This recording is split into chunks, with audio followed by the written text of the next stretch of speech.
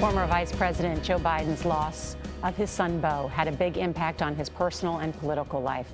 Beau Biden died more than 2 years ago after a battle with brain cancer. The tragedy came as the vice president faced a decision on whether to run for president in 2016.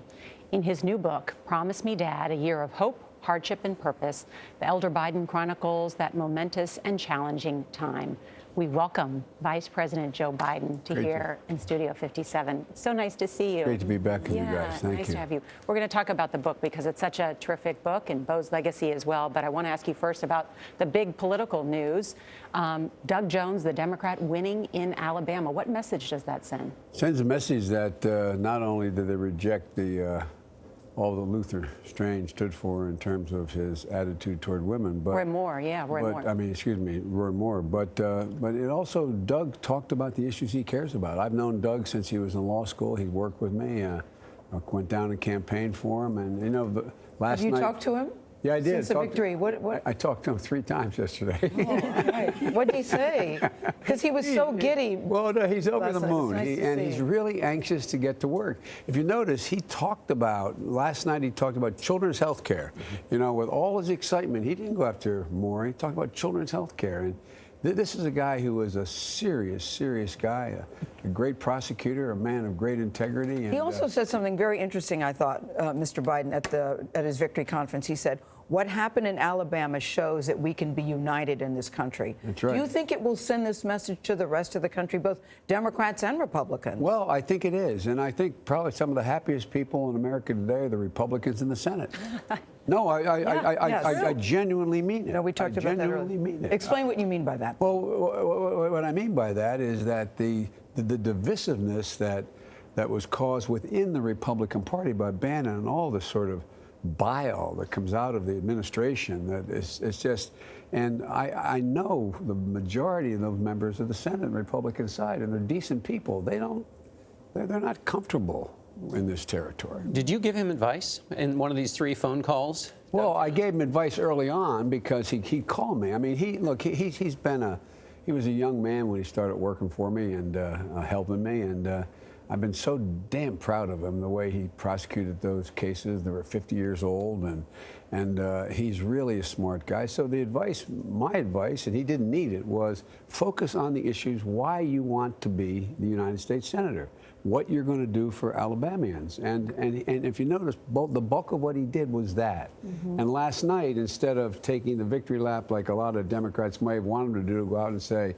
you know, this is a big loss for the president, which it is, he talked about bringing people together, and that's who the kid is. That kid, God, he's I know. But he worked for you on your '88 presidential campaign. Yeah, he did, and we've stayed friends. And you know, I was good friends with Hal Heflin, and down in Tuscumbia, Alabama, with Hal and him. And so, but it's you know, he's a serious guy.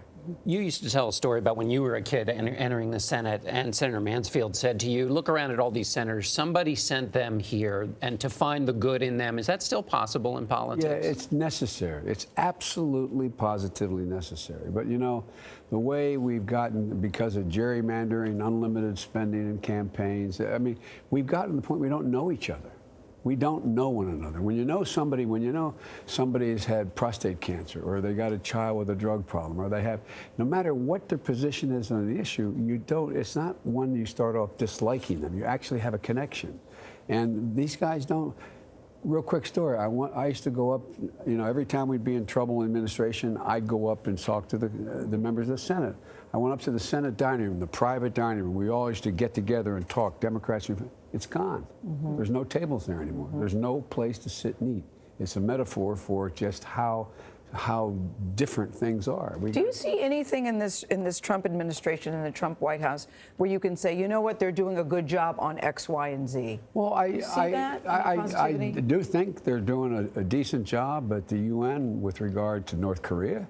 I think there's a number of things that they're on the cusp of doing good things with. But I wish the president would be president. I mean, and stop being so consumed with himself and his image. I mean, there's so much.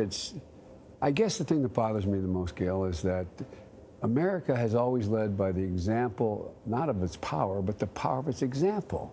And we are decimating that around the world. I have more heads of state calling me this day.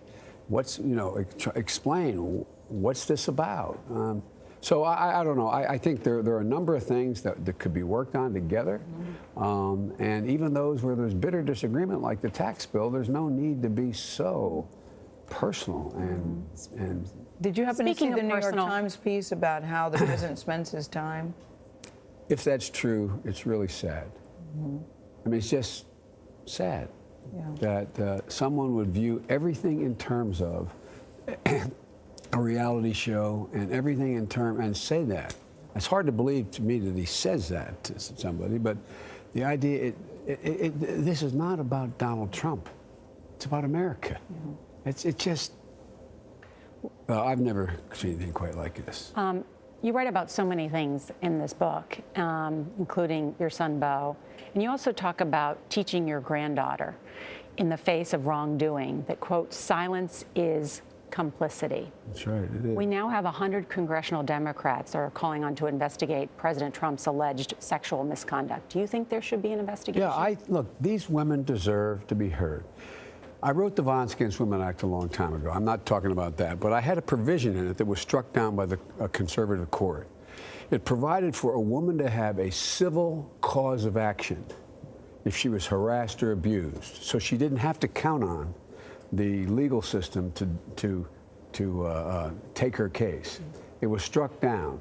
Imagine if there were still a civil cause of action that existed that would allow a woman to have a civil rights cause of action to go into court and say, this is what this man, president or not, did to me. Oh, and when President Trump tweets that Senator Gillibrand would do anything for a campaign contribution, how did you take that? It's disgusting. I never thought I'd say that about a president. It's disgusting. It's absolutely, and our children are listening. Yeah. They really are. What makes it, David Brooks has written a lot of good stuff Yes, lately. he has. And what he Washington talked Post. about New York Times. how New York Times, yes. about how there's this invisible moral fabric that holds up this society, and you can either sew it together or shred it. These guys are shredding it in order to make room for them to be able to abuse power, and it's so beneath. Well, I shouldn't. David Brooks writes a lot about character, too. And I wanted to talk about your character, you and Barack Obama, the friendship, the relationship you have. It was very evident while you were in the White House, and I'm wondering if it still continues today. But I'm struck by his words that he said to you, how do you want to spend the rest of your life? That friendship continues today? It does. We talk to each other a lot. We see each other. I kid him. I say, I don't know how the hell you have so much time to play golf. A joke. Because he calls to play golf. It does continue. And the thing I'm proudest of in the 8 years, I mean, this is a man, I've served with 8 presidents, and I got to know 4 of them very well. I've never met any president that has more character, more integrity, and more backbone than this guy does. It was an honor serving with him. And 8 years, not a hint, a scandal. 2020 is coming. How will you be serving your time? I saw you last night at the Sandy Hook Promise, and everybody was saying, Joe, we miss you. Joe, we want you to run. I saw that constant conversation. Into that, you say what? You know, my dad used to have an expression. He'd say, don't compare me to the Almighty, compare me to the alternative. So maybe that's why they're saying run. But look, thinking about it? I'm not doing anything about it now. My word as Biden, I'm not doing anything about it. If I got offered the job this moment by the Lord Almighty, I'd say no, because I don't know where things are going to be in the next 2 years with my family, and whether there's some really good talent coming up. But I'm not saying I wouldn't run, but I've given my word. There's nothing I'm doing now to put myself in a position to do that. But I'm going to be involved.